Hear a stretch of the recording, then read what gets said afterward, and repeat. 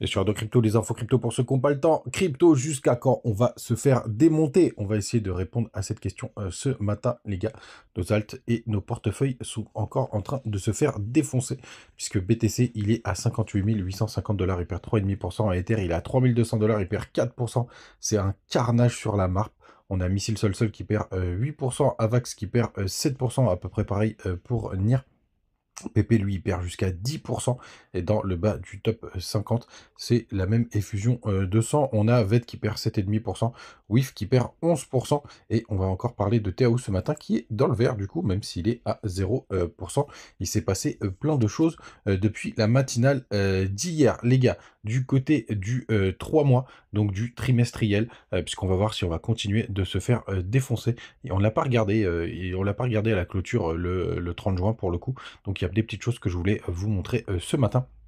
Et la première chose, elle est hyper propre, donc ça tombe plutôt pas mal. Ce que je voulais vous montrer, c'est qu'on est en train de retester les clôtures qu'on a eues sur le mois d'avril 2021 au dernier top du BTC, et vous voyez, c'est une grosse zone de support, hein. Ici, vous voyez, il y a les deux clôtures, enfin, il y a une clôture de bougie et le travail de la suivante, pour le coup, donc c'est vraiment une très très grosse zone vers les 58 000 $. Et regardez, c'est ce qu'on est en train de travailler. Donc d'un point de vue trimestriel, là, tout simplement, ce qu'on a fait, c'est un pullback. Quand on reste encore sur le trimestriel, ce que je voulais vous montrer tout simplement, c'est que ça nous arrive d'avoir 3 bougies rouges d'affilée, mais la dernière fois qu'on a eu 3 bougies rouges d'affilée en trimestriel, bah, c'était tout simplement pendant le crack Covid, donc qui est quand même un événement Black Swan pardon, hyper précis pour le coup, et sinon c'est en bear market. Donc ça veut dire quand même que ce trimestre, ça ce sera le dernier trimestre rouge potentiellement qu'on devrait avoir. Donc c'est le dernier trimestre rouge, donc là il fait juillet, août, septembre, donc malheureusement les gars,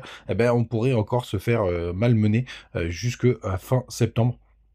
Tout simplement, et rester dans cette zone de bas de range. Et d'ailleurs, quand on regarde la cyclicité, les gars, bah, très souvent, c'est sur le dernier trimestre de l'année qu'on peut avoir des belles poussées haussières. On va aller regarder le 6 mois maintenant, pour voir ce qu'il nous raconte. Ah non, un dernier petit truc, ce que je voulais vous montrer, du côté du RSI 3 mois. Donc là, regarde, on regarde juste le RSI, regardez.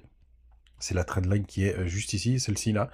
Hop, on va bien la repositionner, et vous voyez tout simplement que les tops des bullruns se font vraiment sur ce top de cette trendline. Et regardez, on en est encore bien loin tout simplement, même si petit à petit ça baisse. Bah tout simplement, bah, ça veut dire qu'on a encore quand même, les gars, pas mal de jus devant nous, puisque vous voyez le RSI, il est juste là. Donc déjà, rien que ça, du côté du 3 mois, donc du trimestriel, c'est plutôt propre ce qui nous attend, même si on pourrait serrer les dents encore 3 mois. Du côté du 6 mois maintenant, alors le RSI nous dit rien du tout parce qu'il n'y a pas assez d'historique. Et vous voyez, du côté du 6 mois, ce qui est très intéressant, c'est qu'en général, en bull run, on fait environ 4 bougies vertes, donc les bougies de 6 mois, tout simplement. On fait 4 bougies vertes, là on en a fait que 3. Tout simplement, on a cette bougie rouge qui démarre là sur ce semestre, donc depuis le 1er juillet. Mais ce qu'il faut noter, les gars, c'est que potentiellement, elle démarre dans le rouge, mais à mon avis, elle finira dans le vert, tout simplement. Et donc une fin d'année où on irait chercher, pourquoi pas, les 100 000 $, voire même au-dessus. Et je pense, en tout cas, c'est mon scénario, c'est que je pense que sur sur le début 2025, bah, la bougie suivante, ce sera une bougie rouge, et ce sera le début du bear market. Et c'est pas pour autant qu'on fera pas le top du BTC, hein. Souvenez-vous, on peut avoir une bougie rouge qui monte en plus haut que la bougie verte précédente, mais après, vu qu'on a une correction, bah, tout simplement, on peut faire le top du bull run avec des bougies rouges sur les 6 mois. Donc voilà, les gars, vous savez ce que j'en pense. Bah, tout simplement, c'est que je pense qu'on va on va encore galérer jusqu'à la fin septembre, donc encore 3 mois de grosses galères. Maintenant, on revient dans le présent en daily du côté du BTC, pour voir où est-ce qu'on en est. Donc on a chassé pas mal de stops parce qu'on a fait un nouveau plus bas par rapport à un nouveau plus bas local, hein. Attention les gars, vous énervez pas tout de suite, par rapport à la mèche qu'on a connue, hop, hop, c'était le combien? Le 24 juin, tout simplement. Et on est en train de retester les plus bas qu'on avait connus quand on a eu le petit flash crash là, vers les 57 000 $.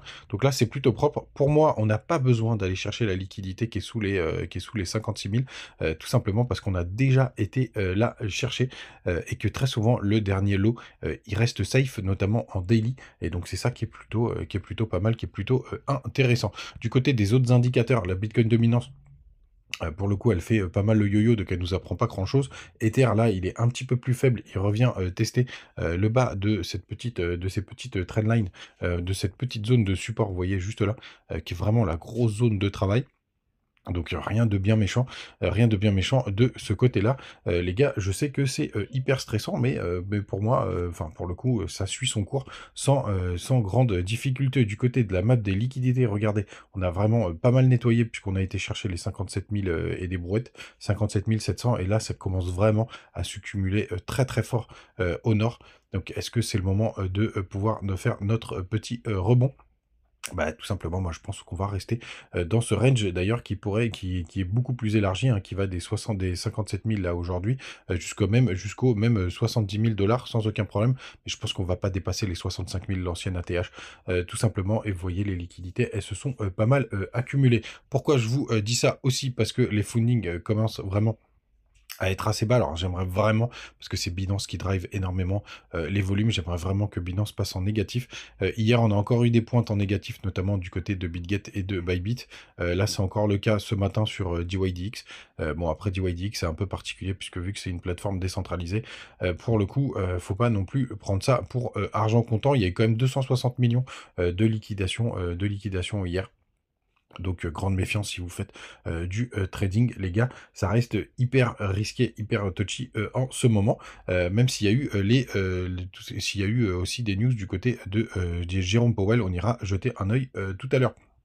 Pour le coup, du côté d'E-News, n'hésitez pas à aller jeter un œil du côté de CoinGlass. Vous avez toujours des petites notes, des petites news tous les matins pour vérifier ce qui se passe tout simplement.